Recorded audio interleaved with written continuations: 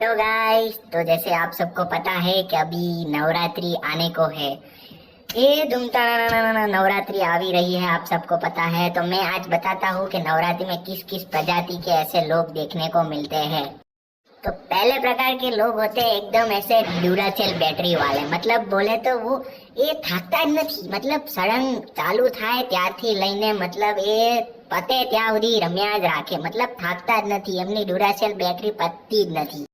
બીજા એવા હોય કે એમની બેટરી હાવ ફૂસ જ હોય, એક રાઉન્ડ હજી માર્યો હોય ને થાકીને બેહી જાય ને પાણી શોધવા જાય ને નાસ્તો કરી આવે ને બસ એ ખાલી ખાવા પીવા માટે જ આવતા હોય, ગરબા નહીં, એમને એક રાઉન્ડમાં જ ફૂસ।